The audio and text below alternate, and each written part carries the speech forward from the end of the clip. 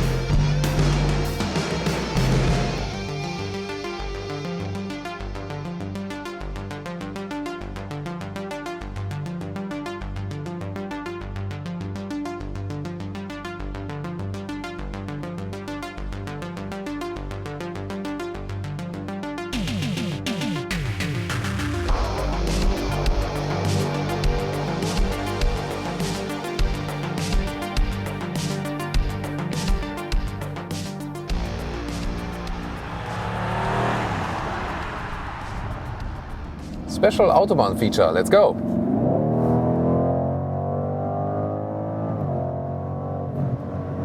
That was 90 to 150, went pretty fast, didn't it? Sport mode means we hear more from the exhaust. You can also use the shifting pedals if you want to start in a lower gear. This is the M5, M4.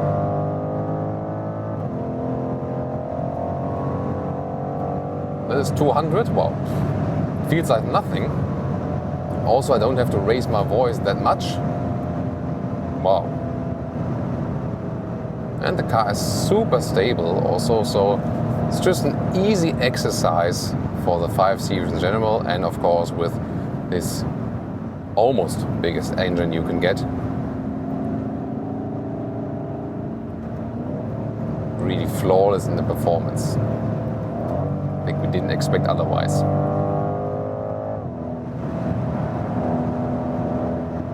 It's a nice growling sound, isn't it? What do you think about the sound here in the inside? 4th gear at the moment.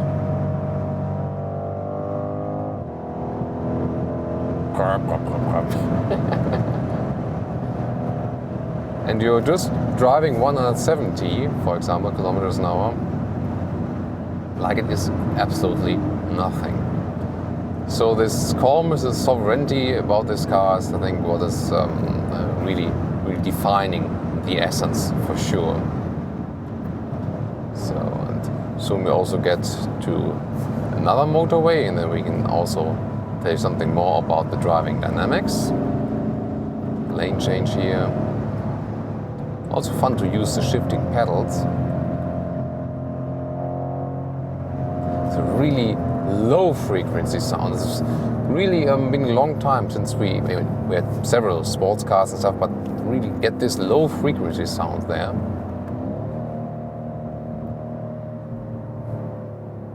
So we hold the right shifting pedal to go in the D mode again.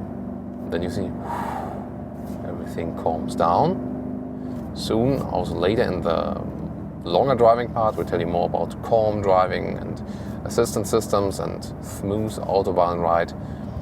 But this one was just a sneak preview of the performance, because this is what the engine is about.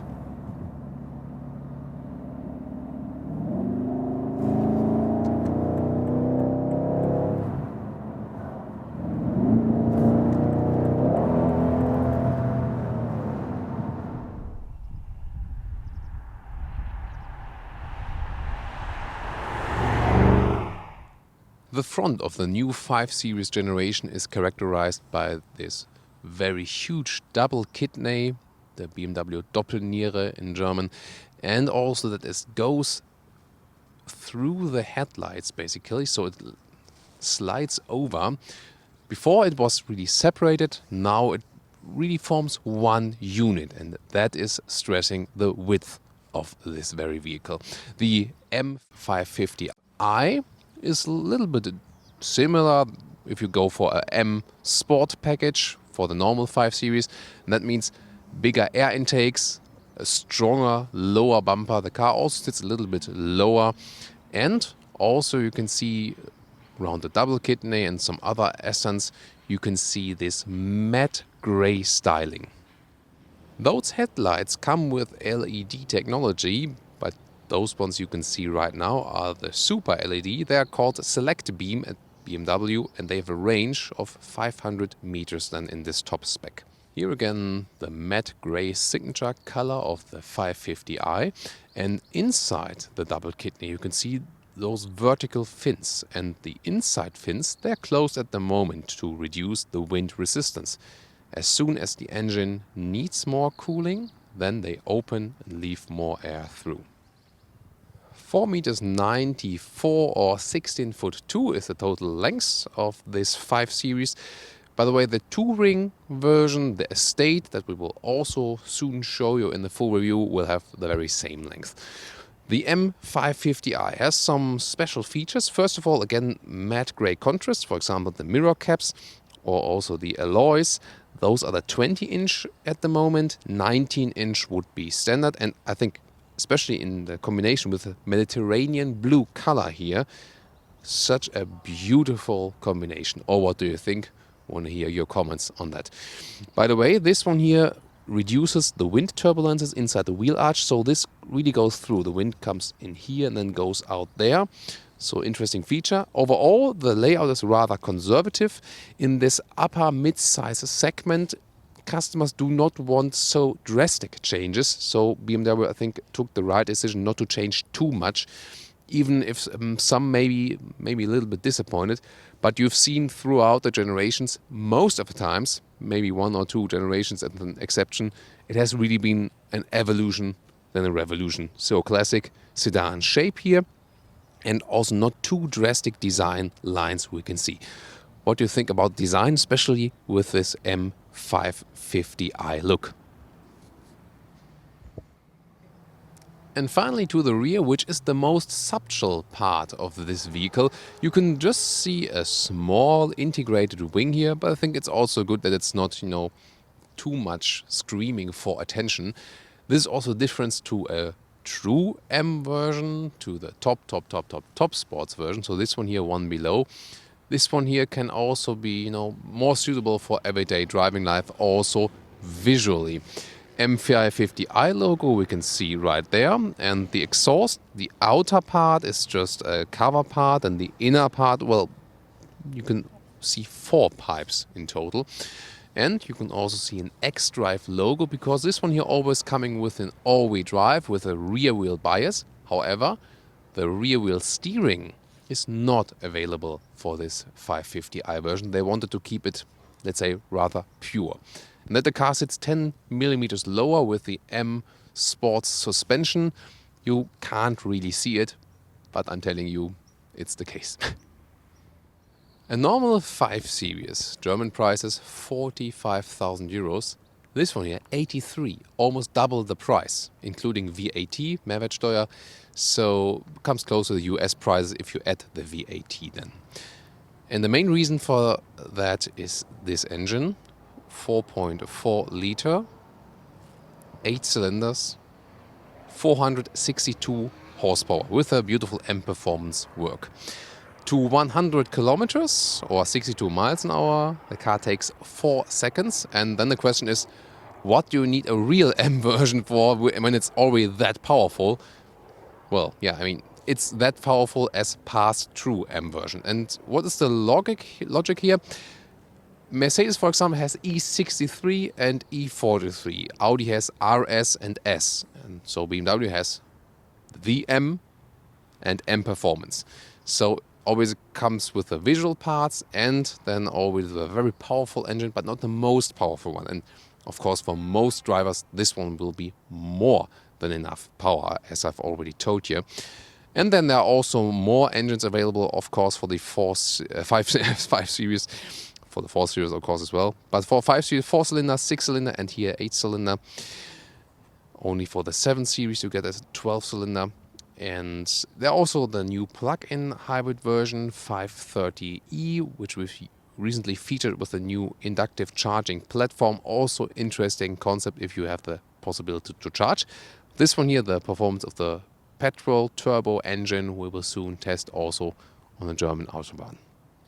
So you can get this huge key with the display and with the optional feature that you have the remote parking function. And I always wanted to test that. You can see there's a digital screen. You can unlock it and, for example, get info about the range, or you can preheat or pre-cool the car. And this one here is the function for the remote parking. And a very interesting but yet scary feature for sure. And then you have to hold the right button at the side and press engine start. And magic, the car starts. And this, for example, makes sense. Let's say I have a very narrow parking garage. And this is so narrow that I can't get out when the vehicle is inside. Then I can then slide with my finger on the key.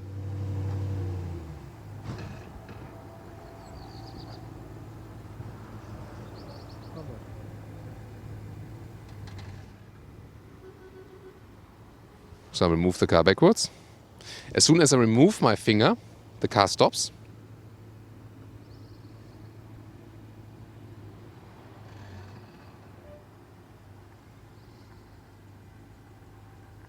Or forward.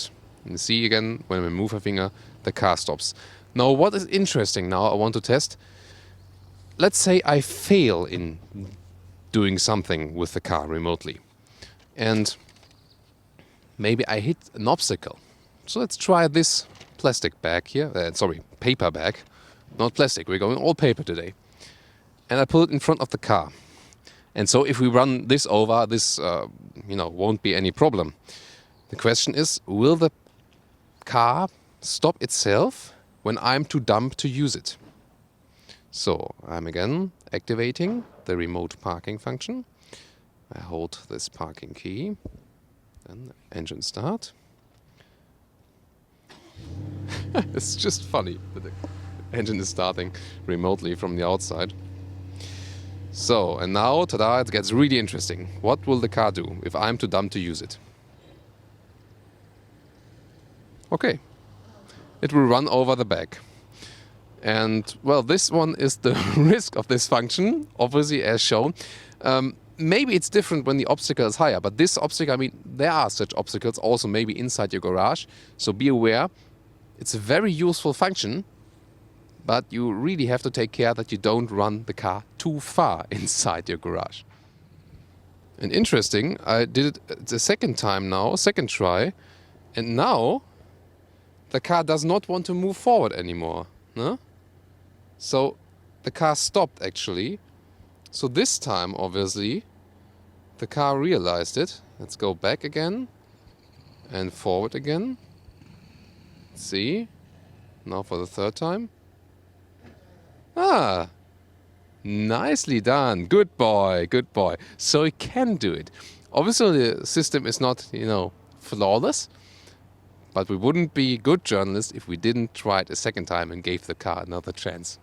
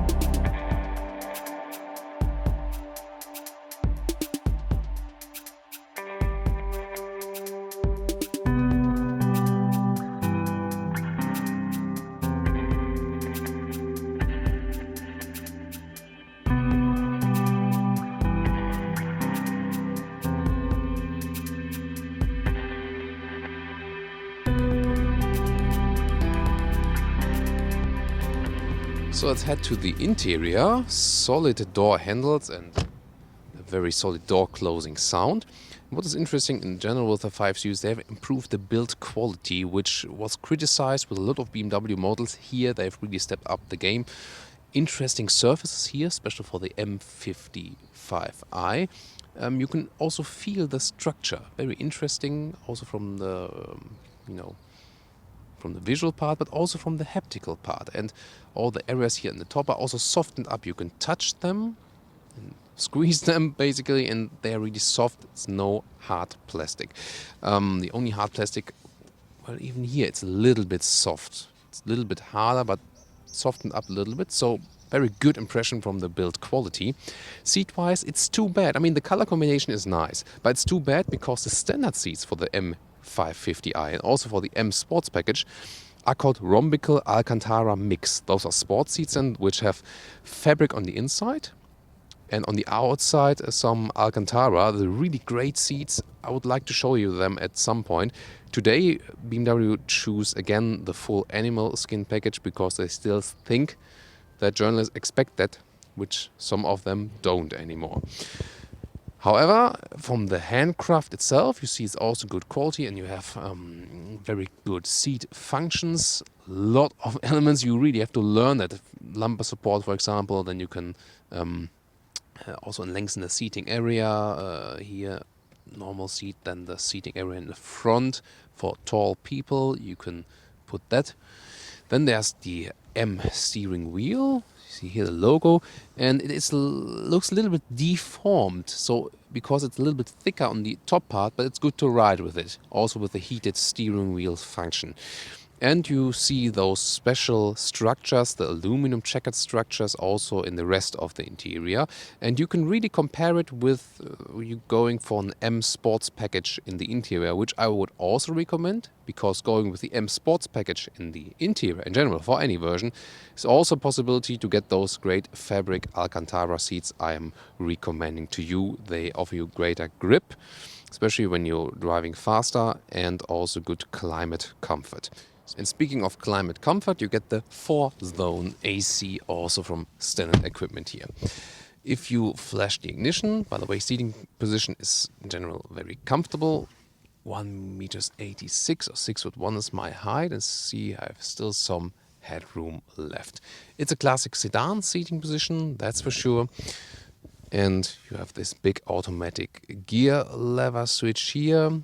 Converter gearbox, always for the most BMW vehicles, just very few with the dual clutch transmission. Then you can see here also more in close-up, you also have these very high-class structures here. I really like it how they designed it. It's something unique for sure also here, and it also feels very good. And then also on top of it, again, softened up here. So this layout, what they have done here, they've turned it a little bit towards the driver, as we see in a lot of BMW vehicles. It also resembles a front grille, basically. And then you can see that design of the screen, that is the top one that is available, also a smaller one it starts with. This one here mirrors the lower function, so it forms one total unit. Soon more details to the instruments. Again, maybe from this perspective, you can see that the steering wheel is not really symmetrical. That's more, suitable for driving, not really visually wise very attractive. And what is also very interesting in the interior is this climate unit. Everything will be activated when I start the car. Here you can see the glass screen where you can use the vents function. However, temperature still with a separate knob, and also feels very good. Then there's still a CD or DVD player, also with some hotkeys you can use also for the infotainment system above. For example, if I press 5, you can individually set that. This one is at the moment set for the sports display, so you can see you can turn up the Newton meters. Really funny function. And you see the horizontal layout for the infotainment screen in this app view. Sometimes I think it's a little bit too complicated. In general, I think the map of the GPS is very clear. I like that. That works pretty well. Also the reaction times. But sometimes you need too much time to get to certain menus. You can connect your phone via Bluetooth or also with Apple CarPlay and stuff, the smartphone mirroring function. And that is also working basically with, you see, Bluetooth audio or screen mirroring. And the screen mirroring would also work with the wireless charging. So you can indeed, if I just take the key as an example now, because this one is also inductively charged here, then the blue light flashes and you can put your smartphone here, use the inductive charging and also then wireless CarPlay, for example. So both is wirelessly possible, the charging and the connection to the screen. However, Bluetooth also works if you have a very good and extensive car infotainment system, of course. You do browse the infotainment system like this or this and stuff, or use the hotkeys. But for the first time, you can also use this screen as a touch screen. So this one is new and especially good for the co-driver, for example, to check the weather forecast and some more without, using the sometimes little bit complicated button there. But for the driver, of course, it's better to use it, especially while driving, because you cannot hold onto a touchscreen that well while driving. And next to the gear lever, you can find the driving modes: Sport, Comfort, Eco Pro and Adaptive. So you can change it if you want to have a more sporty input, for example, to the throttle and stuff. And also activate the camera system. And here we go. For example, this one would be the rear view camera. However, you can also switch it around, have this 360-degree view. What is that? Because we have the driver door open at the moment. Then you can see it's not working totally, and the reason for that is, well, it's the proof that the side cameras are inside the mirrors, and that's the reason they only work when the doors are closed. You can see when I open the other door, it's also the case, and I close it again. Here we go. And overall, good resolution. You can work very well with it. Also protect your alloys against damages. It's really interesting what they've done with the instruments, because on the one hand, you can really feel those like real world features, those frames, but everything else is digital, speed and RPM and stuff. And you can see that when I turn off the engine, there they disappear then, step by step. So wireless connecting and charging possible, but what about USB? Well, under the armrest with a nice folding mechanism, there's just one USB charging slot. It's a little bit disappointing, isn't it? So what about the rear compartment? I mean, it's a very long car, but for a long car, there's just standard knee room. There is some knee room left, with me again 186 in meters or 6'1". But we have cars which are maybe in the small car segment which have the same knee space. Then headroom still given. Of course, the touring version will continue a little bit further on, but that's still okay. They've improved this also if you compare it to the previous generation. To flip the seats, we have to go to the trunk later on, but what we can do here is flip out those cup holders. And there's also a ski hatch we can flip from here, so we can reach through the trunk. And what's also interesting, Isofix is on the lower part of the seats, on two outside seats, and there are also top tethers on the outside seats each. And I've already mentioned the 4-zone AC comes with this 550i, and we can see it right here with the knobs we can also see in the front. It's just not no gauges here at the moment because the car is turned off. This is happening quite a lot. It's just working everything when the car is really running with the engine. In some cars it's enough to turn on the ignition, but here obviously they want to save some battery time as long as the engine is not running. So that one good thing here is that you have a long loading area. It's really long, but then just a hole to put things in there. This will be better with the touring version. We've already shown you that on the motor show. This one here, more about style, elegance. Then if you want more versatility, you have to go for the estate. You can also flip the seats. You have to release them from here. In the touring, they will also flip automatically. Here you have to go around and then flip the seats manually here. And you have this 2/3, 1/3 split, or also with the ski hatch I've shown you earlier. And here we go. So you can still have some more flexibility. About child safety here, let's test that. Yeah, I've did 2-3 times. Sometimes it's too hard. That one, yeah, that's quite okay. So from 3 times now, I've tested it once. It was a little bit too hard, but now it works.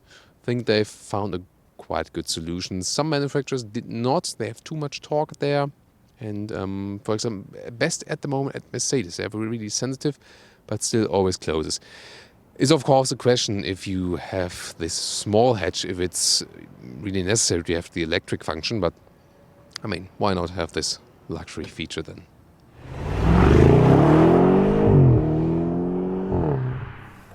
Welcome to the driving part, the discipline that suits the 5 Series the most. And indeed, this is also the big difference to the other cars in this segment. They maybe have something this car doesn't, but driving-wise, it's really always on top of the game.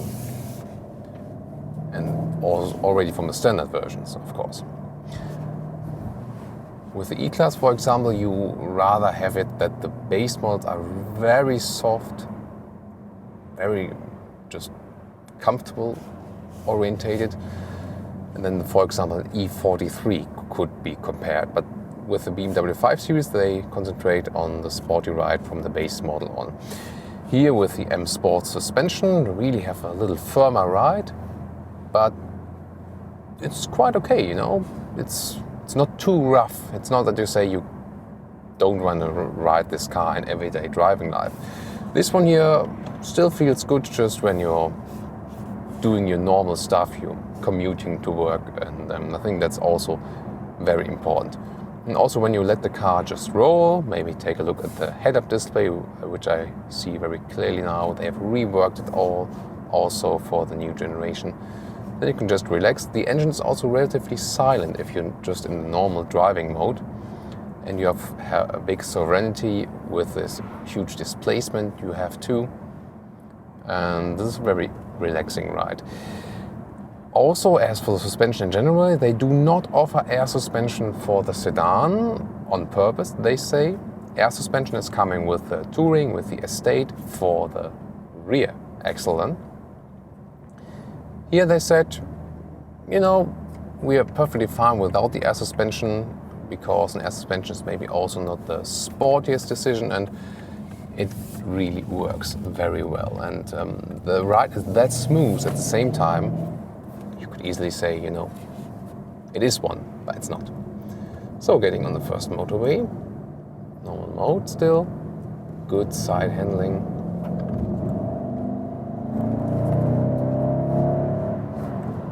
Now you heard the 8-cylinder for the very first time, but such a smooth evolvement of the power we have here. And we're driving 100, and wow, how silent it is in here. So very relaxing and calm once more. Driving 100 with this vehicle is like driving 160 with another normal vehicle. Wow. Sorry. It's other way around, of course. 160 with this vehicle is like 100 with a normal vehicle. You know, that makes sense. Yeah, so you were starting to wonder, of course.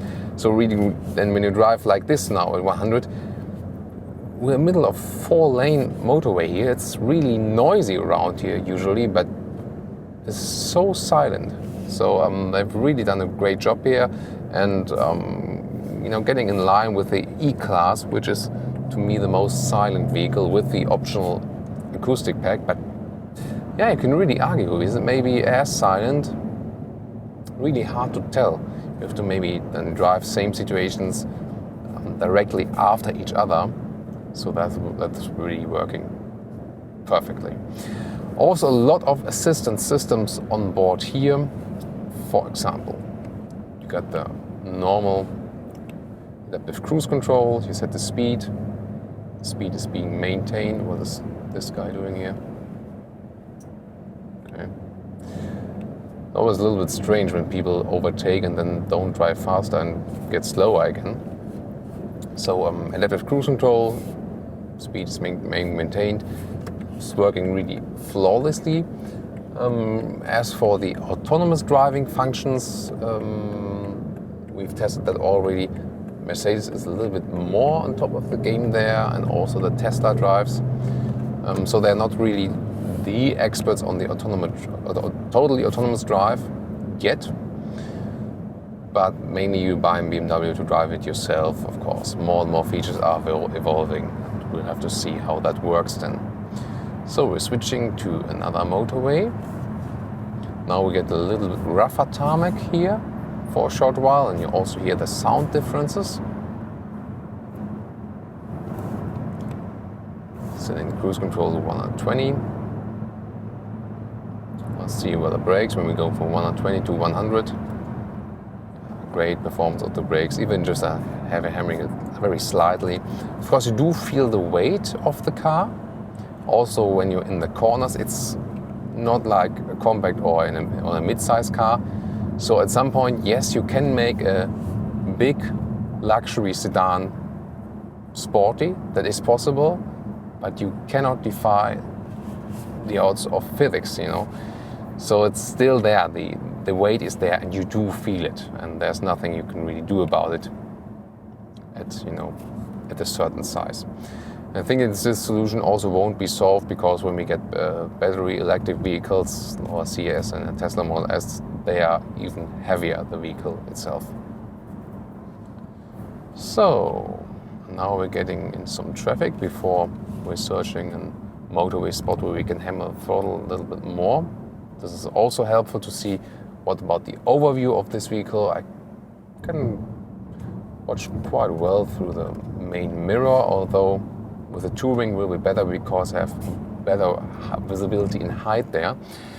To the sides, well, the windows are rather upright, so it's also not a problem.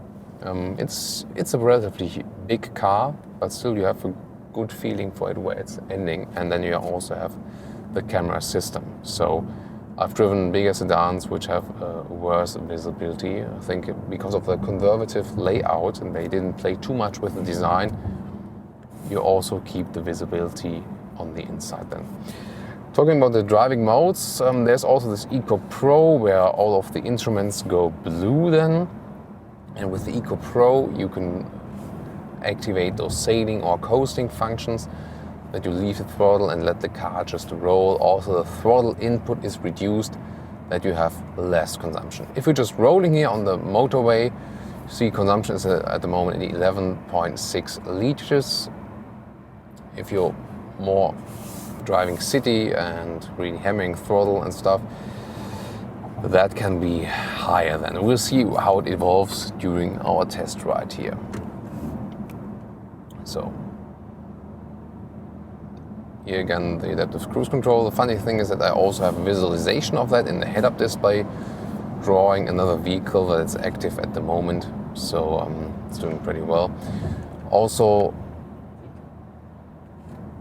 let's see how the car, so I can activate this lane keeping mechanism. So that is basically one part of this autonomous drive. Of course, the vehicle says I should take my hands on the steering wheel, as it's not meant to be in totally autonomous function yet. As soon as I do it, the vehicle does not complain anymore. So again, regulations are not that far yet for that. Then there's also the sport mode. Everything turns red, and this gives us a possibility just to hammer the throttle once more, 80 to 120 already now. And you see also, or heard, that the characteristic of the sound changed. And that is a really massive change. Maybe you have heard it already from the outside. When I started the vehicle with the sound test, I first activated the normal mode. and then I went to the sport mode, and then gave it the throttle. Maybe you heard the slight change then there. So the sport mode gives you this growling from the A cylinder. Also you see that the RPMs go higher as the car is shifting up later and shifting down earlier.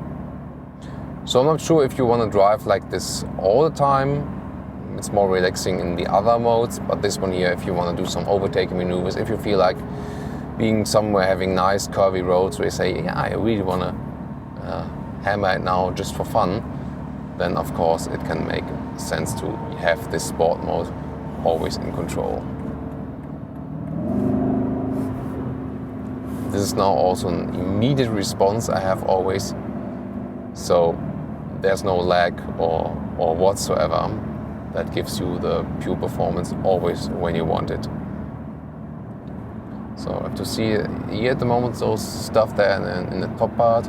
Some there are speed cameras inside those buildings, and then you have to watch that you don't get any speeding tickets, especially not when you're on the way with a test vehicle. So, and then let's see, go to the comfort mode. If I sense any difference in the suspension, yeah, especially going over some small bumps now, it is a little bit stiffer indeed. So also suspension wise, with a little difference. Also the steering wheel feels a little bit harder, gives you more resistance. Let's go to the comfort mode again.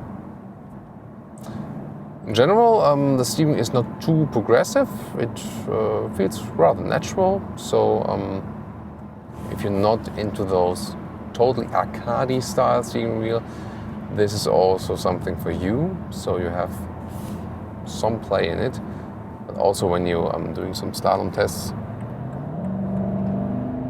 this vehicle doesn't let you down in the sportiness. So you always have a good contact to the road, a good feeling for the car. If you ask me if there's a huge difference to the generation before, I think rather not. A little bit, of course. Even a little bit more agile. They saved some weight with the new generation of this vehicle, for example. That definitely helped too. But of course, it's not a huge change. What was interesting was this rear axle steering I had last time in the 530D. That was really helping to get the car more agile. They did not put it here to probably get a more pure, sporty experience. But then again, it's a great feature. So if you may be interested in going for it, you could also say, you know, why not offering such a feature then in a vehicle? So, but again, it's always thinking about philosophy, and if I think we have a more pure M Sports philosophy, I don't know if that's not fitting. Porsche also puts it in the 911 Turbo, but probably wouldn't put it in a very pure 911. And it's maybe also something they're thinking about that. So overall, I think it's surely a great Autobahn vehicle. And most of the time, you know, when you have speed limit and so, it's more about having this silent and relaxing Autobahn ride and having the power when you really need to.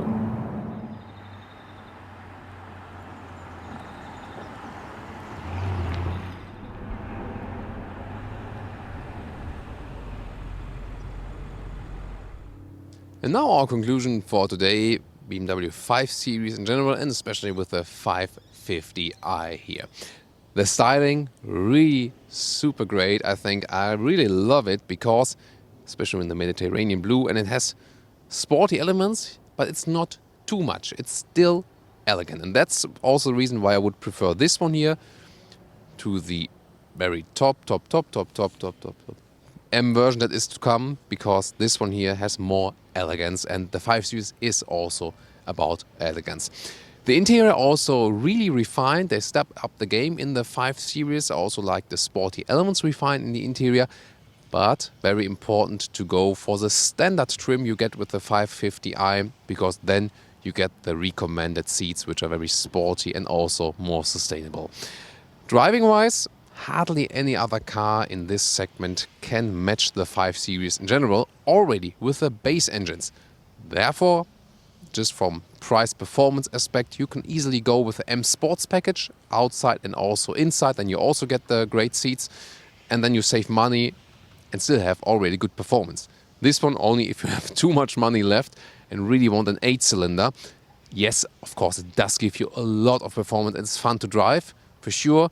But already as said, the base models give you a lot of good fun. I mean, there's a lot of engine choices here. For sure, this one is the more clever pick than the true M version, I can already tell you so far, because it also matches the car. At some point, we also had it in the other reviews we've recently done, at some point, it's not really paying off if you get even more power. Then, let's say the second most powerful version can be really a pick, even if you say, I don't care about money, I want the best car for me, then I would still go for this one, because you will get along better with it, with more comfort, also in the everyday driving life than the top-of-the-line M model, which would be rather suitable for a racetrack. But then again, the question is, this segment itself, is it really suitable for a racetrack? So, I want to hear your opinion now, what you think about the 5 Series in general. Check out also our review from the Touring as soon as it's online. And we also have the 530D already reviewed in our other video. We will also link those. Tell us what you think, give us your feedback, and see you next time at Autogefuehl.